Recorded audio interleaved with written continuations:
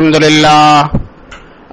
لله نحمده ونستعينه ونستغفره ونؤمن به ونتوكل عليه ونعوذ بالله من شرور أنفسنا ومن سيئات أعمالنا من يهده الله فلا مضل له ومن يضلله فلا هادي له وأشهد أن لا إله إلا الله وحده لا شريك له وأشهد أن سيدنا ومولانا محمدا عبده ورسوله صلى الله عليه وسلم.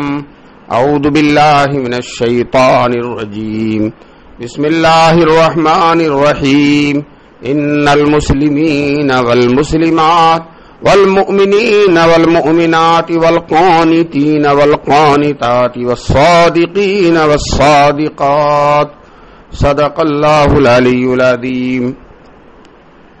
محترم مائیں اور بہنیں، اللہ کا بڑا کرم ہے، اللہ کا بڑا احسان ہے کہ اللہ تعالی نے آپ لوگوں کو دین کی بات سننے کے لیے جمع ہونے کا موقع نصیب فرمایا. بہت ساری چیزوں کے لیے جمع ہوا جاتا ہے. شادی بیاہ میں جمع ہوتی ہیں، لوگوں سے ملنے ملانے کے لیے جمع ہوتی ہیں، اور کسی تقریب میں جمع ہوتی ہیں. لیکن سب سے زیادہ ثواب کا جمع ہونا، قیمتی جمع ہونا یہ ہے کہ دین کے سلسلے میں عورتیں جمع ہوں. جس طرح سے عرفات کے میدان میں جمع ہوتی ہیں، مینا میں جمع ہوتی ہیں، حج کے موقع پر جمع ہوتی ہیں، یہ ساری چیزیں سعادت کی اور ثواب کی ہیں. اسی طرح سے دین کی اس محفل میں، واعظ کی اس مجلس میں، اللہ اور اس کے رسول کی باتوں کے ذکر کرنے کی اس مجلس میں آپ لوگوں کا آنا اور حاضر ہونا یہ بڑے ثواب کا کام ہے، بڑی عبادت ہے. اللہ تبارک تعالی آپ کے آنے کو قبول فرمائے. ہمارے رسول پاک صلی اللہ علیہ وسلم جس طرح سے مردوں کی طرف توجہ رکھتے تھے کہ وہ دیندار ہو جائیں، عبادت گزار ہو جائیں، اللہ اور اس کے رسول سے ڈرنے والے ہو جائیں، اسی طرح سے ہمارے رسول پاک صلی اللہ علیہ وسلم عورتوں کی، ماؤں اور بہنوں کی بے حد فکر کرتے تھے کہ وہ دیندار بن جائیں، وہ اللہ سے ڈرنے والی بن جائیں، عبادت گزار بن جائیں، متقی اور پرہیزگار بن جائیں. چنانچہ رسول پاک صلی اللہ علیہ وسلم نے بار بار عورتوں کو نصیحت فرمائی، بار بار ان کو دین کی بات بتلائی، اور قدم قدم پر رسول پاک صلی اللہ علیہ وسلم ان کو دین کی باتیں سمجھاتے تھے.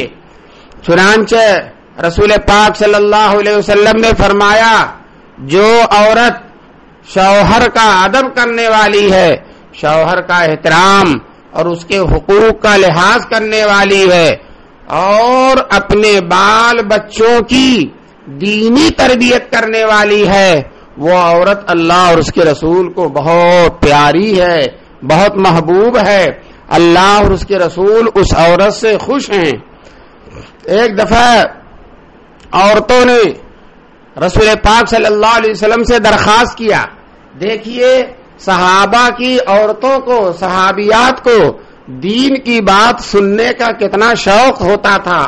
حضور صلی اللہ علیہ وسلم سے کہا، اے اللہ کے رسول صلی اللہ علیہ وسلم، مرد آپ کے ساتھ سفر میں رہتے ہیں، مرد آپ کے ساتھ جہاد کرتے ہیں، مرد آپ کے ساتھ مجمع میں رہتے ہیں، آپ کی باتیں سنتے ہیں، آپ کی حدیثوں سے فائدہ اٹھاتے ہیں، آپ کے کو دیکھتے ہیں، اور آپ کے روحانیت اور نورانیت سے ان کو فائدہ ہوتا ہے. لیکن ہم عورتیں گھر میں ہوتی ہیں، ہم جہاد میں نہیں ہوتی، ہم مجمع میں نہیں ہوتی، ہم ہر وقت آپ کا واعظ نہیں سن سکتی. تو آپ ہمارے لیے ہفتے میں ایک دن کسی خاص جگہ پر ہم لوگ اکٹھا ہو جائیں اور آپ ہم کو دین کی باتیں بتلایا کیجئے. رسول پاک صلی اللہ علیہ وسلم نے کہا، ضرور ایسا کروں گا. تم سب اکٹھی ہو جاؤ کسی جگہ، میں تم کو دین کی باتیں بتلاؤں گا. چنانچہ عورتیں ہفتے میں ایک دن اکٹھی ہوتی تھیں، جس طرح سے آج آپ لوگ اکٹھا ہوئی ہیں، ایک جگہ جمع ہوئی ہیں، اسی طرح سے رسول پاک صلی اللہ علیہ وسلم کے زمانے میں عورتیں اکٹھا ہوتی تھیں اور رسول پاک صلی اللہ علیہ وسلم دیر تک انہیں طرح طرح کی دین کی باتیں بتلاتے تھے. رسول پاک صلی اللہ علیہ وسلم انہیں صبر کی تلقین کرتے تھے. یہ بھی بتاتے تھے کہ اگر کسی عورت کا ایک بچہ مر گیا اور اس نے صبر کر لیا تو اللہ تعالیٰ اس کو جنت نصیب فرمائیں گے. 2 بچہ یا بچی مر گئی تو اس پر بھی نصیب فرمائیں گے. 3 بچہ یا بچی مر گئی اور اس نے صبر کیا اس پر بھی اللہ تعالیٰ اس کو بہت اجر عطا فرمائیں گے. اسی طرح سے رسول پاک صلی اللہ علیہ وسلم عورتوں کو پردے کا حکم دیتے تھے. گوشے کے ساتھ پردے کے ساتھ عورتیں رہیں. حضور صلی اللہ علیہ وسلم کی لاڈلی بیٹی حضرت فاطمہ رضی اللہ تعالی عنہ، جب ان کا نکاح حضرت علی سے ہوا، حضرت علی رضی اللہ تعالی عنہ کا گھر بہت چھوٹا سا تھا، ایک دیوار تھی اور اسی میں حضرت سیدہ فاطمہ رہتی تھیں. لیکن کسی غیر مرد نے، کسی اجنبی مرد نے کبھی حضرت فاطمہ رضی اللہ تعالی عنہ کا جسم بھی نہیں دیکھا اور کبھی وہ باہر نکلی ہی نہیں. باہر اگر نکلتی ہیں پردے کے اہتمام کے ساتھ نکلتی ہیں. اسی طرح سے ہمارے شہر میں آج سے پہلے یہ رواج تھا کہ عورتیں بے ضرورت نہیں نکلتی تھیں. گھر کا کام عورتیں کرتی تھیں اور بازار کا کام مرد کرتے تھے. عورتیں بازاروں میں نہیں جاتی تھیں. لیکن آج کل چاہے پردے ہی کے ساتھ جائیں، برقع ہی لگا کر جائیں، لیکن عورتوں کا بے ضرورت بازار جانا اور بلا کسی شدید ضرورت کے بازار میں قدم رکھنا یہ کسی طرح سے عورتوں کے لیے درست نہیں ہے. آج کل بازاروں میں مردوں کے بھیڑ میں عورتیں بے تکلف نظر آتی ہیں. دکانداروں کے پاس غیر مسلم دکاندار ہے، چہرہ کھول کر بیٹھ کر سونے کی چیزیں خریدتی ہیں، جوتیاں خریدتی ہیں، کپڑے خریدتی ہیں.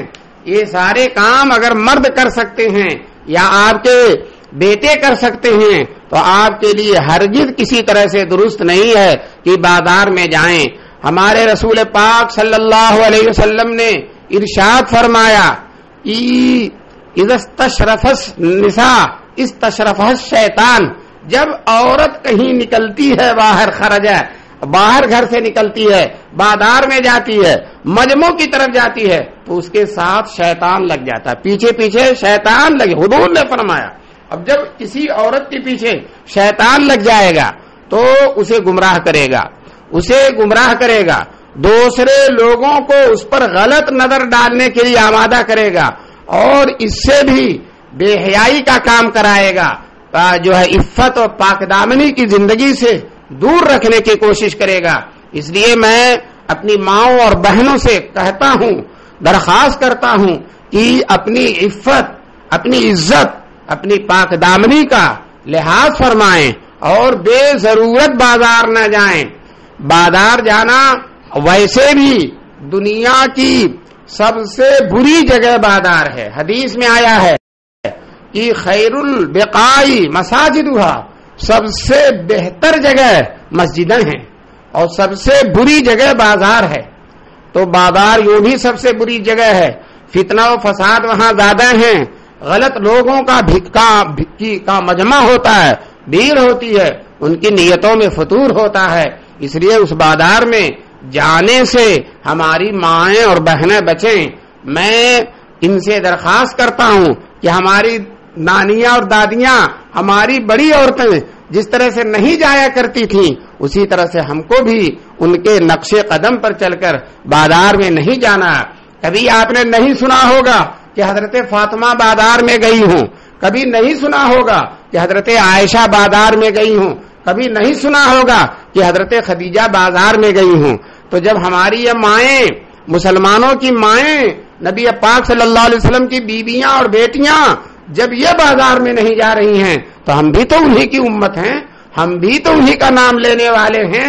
ہم بھی تو اسی رسول صلی اللہ علیہ وسلم کے دامن سے جڑے ہوئے ہیں، تو ہم کو بھی چاہیے کہ ہم کبھی بھی بلا کہ شدید ضرورت کے بازار نہ جائیں۔ ہاں ڈاکٹر کے یہاں جانا ہے، اسپتال میں جانا ہے، یا کوئی اور اہم ضروری کام ہے جس میں جائے بغیر کام نہیں چل سکتا تو اس وقت جائیں، اور جائیں بھی تو خوب اچھی طرح سے جو ہے پردے کا اہتمام کریں، برقعے کا بہت شاندار ہونا، اس پر بیل بوٹے لگانا، اس کو خوبصورت بنانا، اس پر پھول بنانا، یہ کسی طرح سے جائز نہیں ہے۔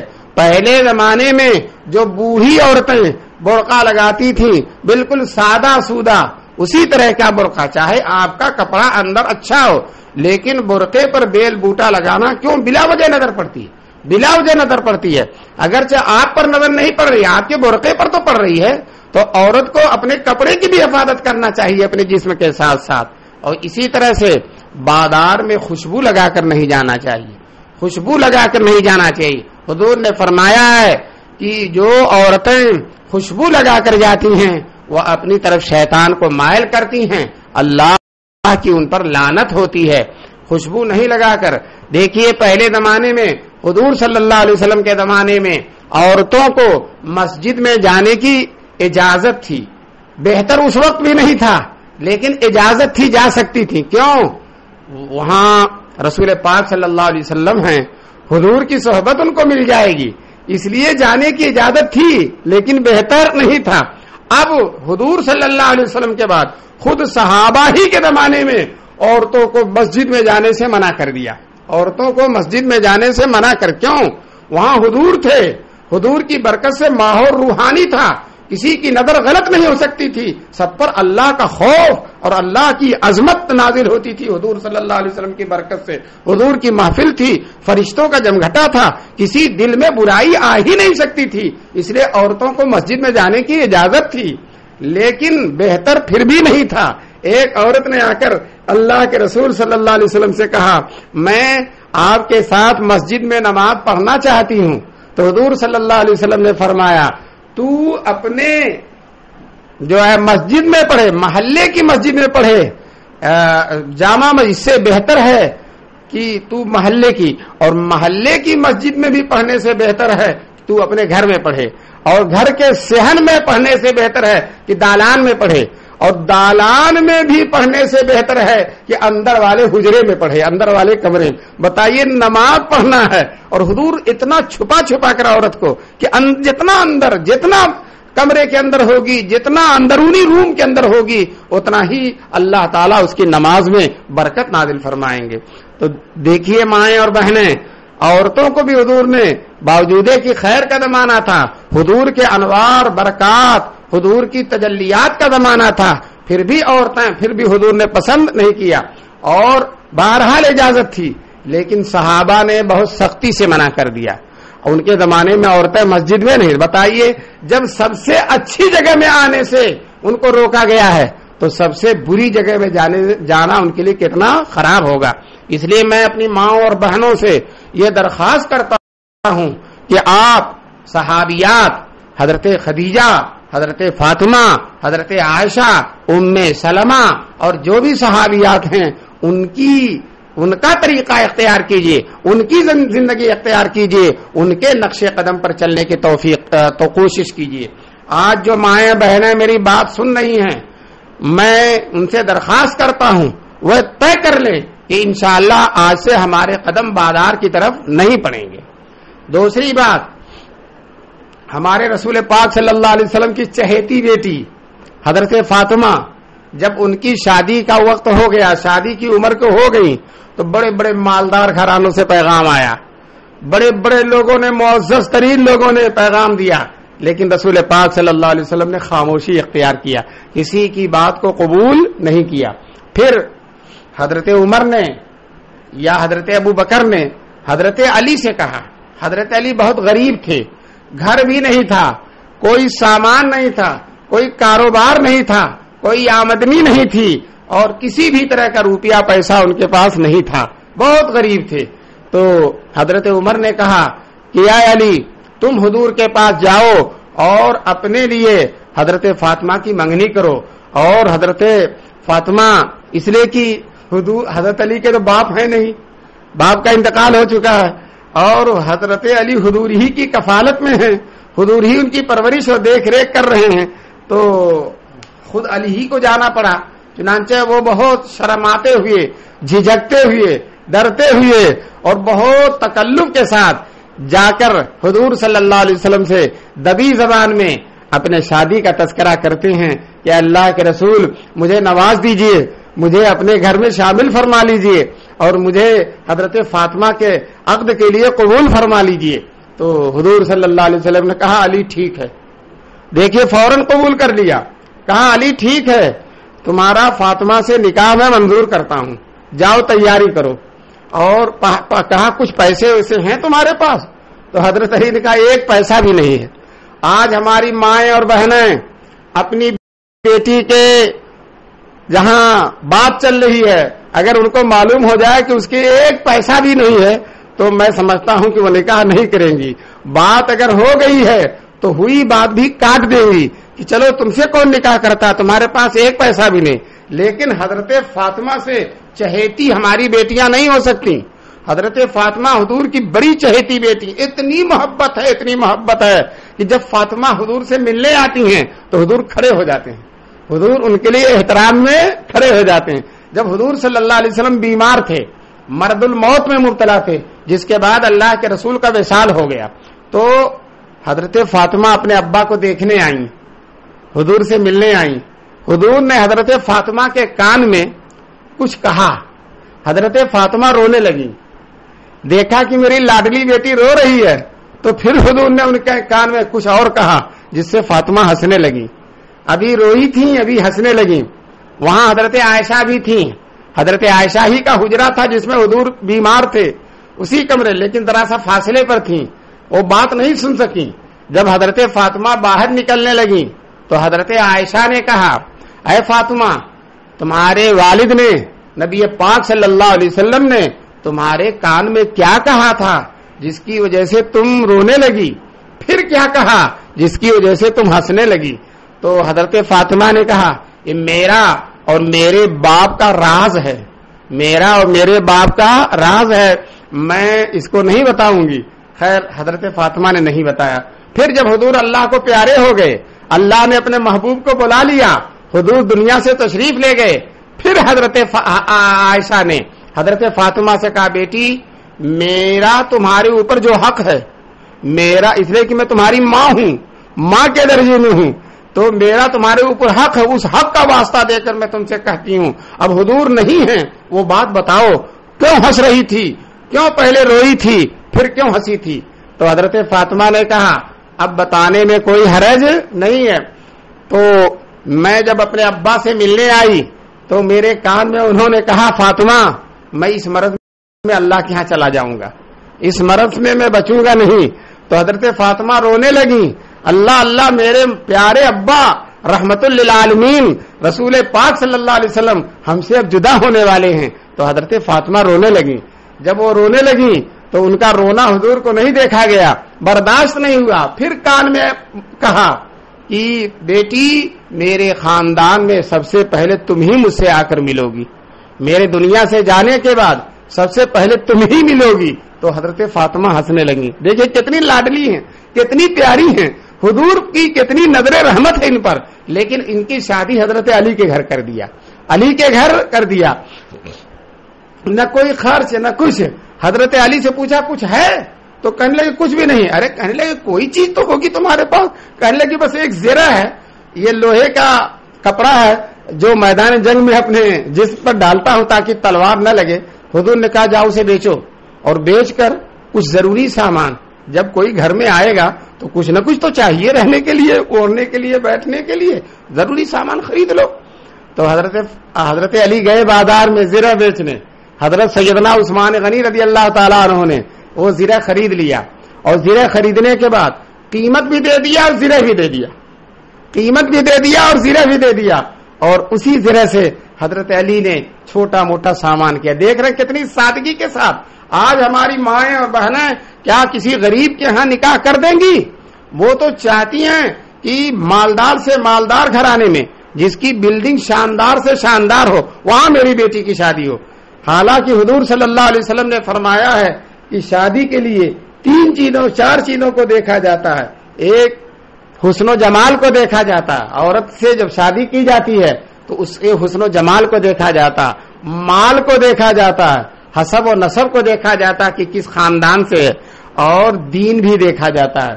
تو یہ 4 مقصدوں سے سب کا الگ الگ. کوئی مالدار چاہتا ہے تو کیسی بھی عورت ہو نکاح کر لیتا ہے, کوئی خوبصورتی چاہتا ہے تو چاہے غریبی ہو نکاح کر لیتا ہے, اور کوئی حسب نسب چاہتا ہے, اور کوئی دین چاہتا ہے. تو حضور نے فرمایا فظفر بذات الدین, اے مسلمان تم دیندار کو اختیار کر کے کامیابی حاصل کرو. جو دیندار ہے, مال جو ہے وہ آج ہے کل نہیں ہے, مال آج ہے کل نہیں ہے, اور جو حسن و جمال ہے وہ بھی ایک بیماری میں ختم ہو سکتا ہے, ایک بیماری میں ختم ہو سکتا ہے. کوئی بیماری لگ گئی, عورت دبلی ہو گئی, کمزور ہو گئی, آنکھ دھس گئی, سارا حسن و جمال ختم ہو گیا, ایک بیماری لے کر چلی گئی. اور اس طرح سے بیماری اگر نہ بھی ہو تو کتنے دن تک, 25-30 سال تک حسن و جمال, اس کے بعد تو حسن و جمال ختم ہونا شروع ہو جاتا, ڈھلنا شروع ہو جاتا. یہی حال ہے حسب نسب کا. اگر حسب نسب خراب ہے تو آدمی کے لیے اچھائی کی بات نہیں ہے. کہتے ہیں من بطأ به عمله لم یسرع به نسبه, جس کا عمل اس کو پیچھے کر دے گا تو اس کا نسب اس کو آگے نہیں کر سکتا. کیا مطلب؟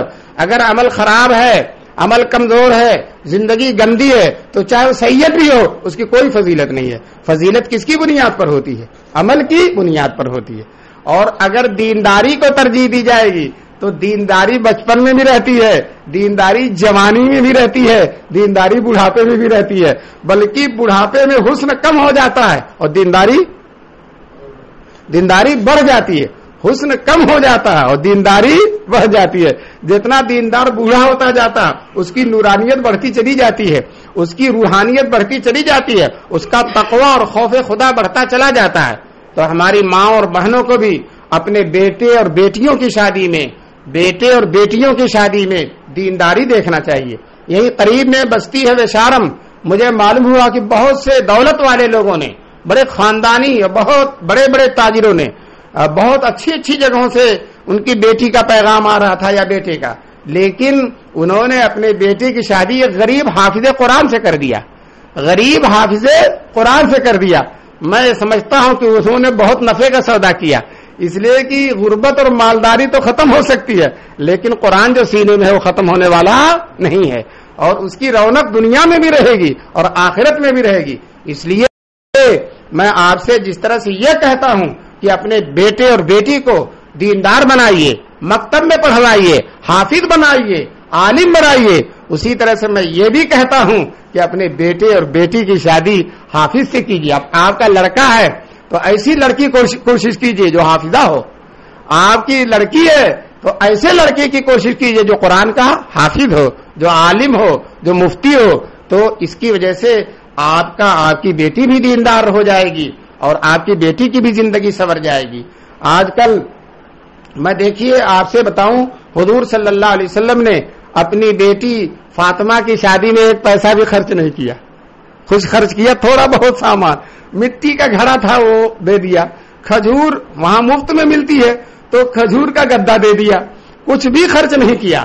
آج ہماری مائیں اور بہنیں شوہر غریب ہوئی تب بھی اس کو مجبور کرتی ہیں کہ شادی میں یہ لینا ہے, یہ لینا ہے, یہ خرچ کرنا ہے, بیٹی کو فریج دینا ہے, مشین دینا ہے, فلاں دینا ہے, کار دینا ہے, اور جو ہے موٹر سائیکل دینا. بعض دفعہ مرد نہیں چاہتا لیکن عورت اس کو مجبور کرتی ہے کہ ہماری ناک کٹ جائے گی, ماننے میں فلانی نے اپنے جو ہے بیٹی کی شادی میں کار دیا اور ہم نہیں دیں گے, ہماری ناک نہیں رہ جائے گی, ہماری بے عزتی ہو جائے گی, ہماری رسوائی ہو جائے گی. اب شوہر کو اتنا مجبور کرتی ہیں, بیچارہ ادھار لے کر, سودی قرض لے کر, لعنت والا قرضہ لے کر, سود کا قرض لعنت والا قرض ہوتا وہ لے کر اپنے بیوی کی خواہش کو پورا کرتا. ہم اپنی ماں اور بہنوں سے کہیں گے حضرت فاطمہ کی زندگی دیکھو, حضرت عائشہ کی زندگی دیکھو, حضرت خدیجہ کی زندگی دیکھو. میں آپ سے پوچھتا ہوں, بتاتا ہوں حضور صلی اللہ علیہ وسلم نے اللہ کے حکم سے 9 شادیاں کی. کتنی شادی کی؟ 9. لیکن کسی شادی میں رسول پاک صلی اللہ علیہ وسلم نے جہیز نہیں لیا. اگر کوئی ثابت کر دے کہ حضور نے لیا ہے تو میں جو ہے آپ جو کہیے اس سزا کے لیے میں تیار ہوں. کوئی ثابت نہیں کر سکتا کہ رسول پاک صلی اللہ علیہ وسلم نے اپنی شادی میں جہیز لیا ہو یا اپنی بیٹیوں کی شادی میں جہیز دیا ہو. اس لیے نہ ہمیں لینا ہے نہ ہمیں دینا ہے. کوشش کیجئے بیٹی کی شادی میں بس ضروری سامان کچھ ہے وہ دے دیا, اور فضول چیزیں جو رسم و رواج کی چیزیں اس کو نہیں دینا, اور بیٹے کی شادی میں کچھ بھی نہیں لینا, کچھ بھی نہیں لینا. وہ اگر وہ گھر والے جو ہے بیٹی کے گھر والے مسحری دینا چاہیں یا اور کوئی چیز دینا چاہیں تو کہہ دو ہم خود بنوا دیں گے, ہم خود بنوا دیں گے, آپ کو دینے کی ضرورت نہیں ہے. مشین فریج دے رہے ہیں ہمارے پاس گھر میں موجود ہے, واشنگ مشین ہمارے پاس گھر میں موجود ہے, اور کار اللہ ہمیں دے گا تو ہمیں منظور ہے, آپ کی دی ہوئی کار ہم کو منظور نہیں ہے. یہ اگر طے کر لیں تو انشاءاللہ ہمارا ماحول و معاشرہ بہت اچھا ہو جائے گا. تو پہلی بات پردے کا اہتمام کرنا, اور دوسری بات شادی شریعت کے مطابق کرنا, اور تیسری بات جو آخری میری بات ہے کہ ہماری ماؤں بہنوں میں ایک بہت بڑی خرابی آ گئی ہے. میں اس کو اس طرح سے سمجھاؤں کہ ہمارے اسلام میں حیا بہت بڑی دولت ہے. رسول پاک صلی اللہ علیہ وسلم نے فرمایا ہے حیا, شرم و حیا یہ ایمان کا زیور ہے, یہ مسلمان کا زیور ہے. عورت کے اندر اگر شرم و حیا نہیں ہے تو بیکار, مرد کے اندر بھی اگر شرم و حیا نہیں تو وہ بیکار. ہمارے حضور صلی اللہ علیہ وسلم کے اندر اتنی حیا تھی, اتنی حیا تھی کہ حدیثوں میں آتا ہے بے شادی شدہ عورت اپنے برقعے کے اندر جتنی حیا کرتی تھی اس سے زیادہ حیا فرماتے تھے کون؟ رسول پاک صلی اللہ علیہ وسلم. چنانچہ ایک دفعہ رسول پاک صلی اللہ علیہ وسلم کو ساتھیوں نے وہ پہنچا دیا ایک جگہ جہاں کچھ رنگ رلیاں ہو رہی تھیں. حضور صلی اللہ علیہ وسلم نہیں جاتے تھے, زبردستی لے گئے. بچپن کے جو ساتھی ہوتے ہیں ابھی بچے ہیں حضور, لیکن اللہ تعالیٰ نے اس جگہ کے پہنچنے سے پہلے حضور پر نیند طاری کر دیا اور حضور سو گئے, اور اٹھے وقت جب وہ مجمع اور رنگ رلی ختم ہو گئی تو دیکھیے ہمارے رسول پاک صلی اللہ علیہ وسلم بے حیائی کی جگہ, فواحش کی جگہ, گانے کی جگہوں پر ہمارے رسول پاک صلی اللہ علیہ وسلم جانا کسی طرح سے پسند نہیں کرتے. پہلے زمانے میں گانا دیکھنے کے لیے, گانا سننے کے لیے, گندی تصویروں کے دیکھنے کے لیے سنیما ہال میں جانا پڑتا تھا. پھر اور ترقی ہوئی, ٹیلی ویژن گھر میں لگ گیا, گھر میں دیکھنے لگے. پھر آج اتنی ترقی ہو گئی ہے کہ وہ گندی چیز, وہ تصویر کی چیز, وہ گانے کی چیز, وہ بے حیائی اور فحاشی کی چیز ہر ایک کے ہاتھ میں موبائل کی شکل میں موجود ہے. اور ہماری مائیں اور بہنیں بھی اس کو دیکھ رہی ہیں, مائیں اور بہنیں بھی دیکھ رہی ہیں. بتائیے اس میں فلمی ایکٹر ہیں, گندے لوگ ہیں جن کی زندگی بے حیائی کی زندگی ہے, جو کافر ہیں, مشرک ہیں, ان کی تصویریں دیکھ رہے ہیں, بار بار ان کی تصویریں نظروں کے سامنے آ رہی ہیں. اللہ والوں کو دیکھنے سے دل میں روحانیت پیدا ہوتی ہے, قرآن کے دیکھنے سے رونق پیدا ہوتی ہے, ماں باپ کو محبت کی نظر سے دیکھیے دل میں روشنی پیدا ہوتی ہے. لیکن موبائل کا جو پروگرام ہے, گندی چیزیں ہیں, گندے اس کے پروگرام ہیں, ہماری مائیں اور بہنیں اسے دیکھ رہی ہیں. ہم دیکھتے ہیں کہ عورت مسلمان برقع لگائے ہوئے اور ٹرین میں بیٹھی ہے اور موبائل سے اپنا گیم کھیلتی ہوئی جا رہی ہے, موبائل کی تصویریں دیکھتی ہوئی جا رہی ہے, اپنے گھروں میں بیٹھی ہیں. آج کل عورتوں نے تلاوت چھوڑ دیا ہے قرآن کی. وہی مائیں بہنیں جو 2 پارہ 3 پارہ تلاوت کر لیتی تھیں, آج تلاوت چھوڑ دیا, کلمہ پڑھنا چھوڑ دیا, اللہ اللہ کہنا چھوڑ دیا, درود پڑھنا چھوڑ دیا, دینداری کی باتیں چھوڑ دی اور اس بے حیائی کو اختیار کر لیا. میں آپ سے عرض کرنا چاہتا ہوں کہ کسی غیر مرد پر نظر ڈالنا, چاہے اس کی تصویر دیکھنا, چاہے اس کو یوں ہی دیکھنا, دونوں حرام ہیں. یوں ہی کسی غیر مرد کو دیکھنا یا موبائل میں یا کسی جگہ اس کی تصویر دیکھنا, یہ دونوں چیزیں حرام ہیں, دونوں چیزیں ناجائز ہیں. ایک دن رسول پاک صلی اللہ علیہ وسلم بیٹھے ہوئے تھے اور ایک اندھے صحابی آنے لگے. حضور کے ساتھ حضور کی 2 بیویاں بیٹھی ہوئی تھی. حضور نے ان دونوں بیویوں سے کہا تم دونوں پردہ کر لو, پردے میں چلی جاؤ عبداللہ ابن ام مکتوم اندھے صحابی آ رہے ہیں، تو ان دونوں نے کہا کہ وہ اعمیٰ، وہ تو اندھا ہے، وہ ہم کو کیسے دیکھے گا، وہ تو اندھا ہے. تو حضور نے فرمایا افا ام یاوان انتما، کیا تم دونوں بھی اندھی ہو؟ وہ تم کو اگر نہیں دیکھ رہا ہے تم تو ان کو دیکھو گی. جس طرح سے اس کا تمہیں دیکھنا جائز نہیں ہے اسی طرح سے تمہارا اس اندھے کو بھی دیکھنا جائز نہیں ہے. بتائیے وہ صحابی ہیں، وہ اللہ والے ہیں، وہ نورانی آدمی ہیں، ان کو دیکھنا جائز نہیں ہے تو ان گندے لوگوں کی تصویروں کا دیکھنا کس طرح سے جائز ہوگا. اس لیے آج سے میں درخواست کرتا ہوں اپنی ماؤں اور بہنوں سے کہ موبائل اگر رکھیں بھی تو اس کو صرف ضرورت میں استعمال کریں. اپنے کسی عزیز سے، شوہر سے، بیٹے سے، باپ سے، بہن سے بات کرنا ہے تو صرف بات کرنے میں اس کو استعمال کریں، فضول اس کو نہ کھولیں، اس کے پروگراموں کو نہ دیکھیں، اس کی تصویروں کو نہ دیکھیں. کیوں؟ آپ کا دل گندا ہو جائے گا. جب دل گندا ہو گیا تو پوری زندگی گندی ہو جائے گی، ہاتھ پیر سب گندا ہو جائے گا. یہ موبائل ہمارے دل کو برباد کرتا ہے، یہ تصویریں ہمارے دل کو برباد کرتی ہیں، یہ گانے ہمارے دل کو برباد کرتے ہیں. اور جب دل برباد ہو گیا تو حضور صلی اللہ علیہ وسلم نے فرمایا کہ سنو، انسان کے جسم میں گوشت کا ایک ٹکڑا ہے، وہ اگر صحیح ہو جائے تو سارا انسان صحیح ہو جاتا ہے، وہ اگر بگڑ جائے تو سارا انسان بگڑ جاتا ہے. پھر حضور نے فرمایا الا وہی القلب، سنو وہ کیا ہے؟ دل ہے.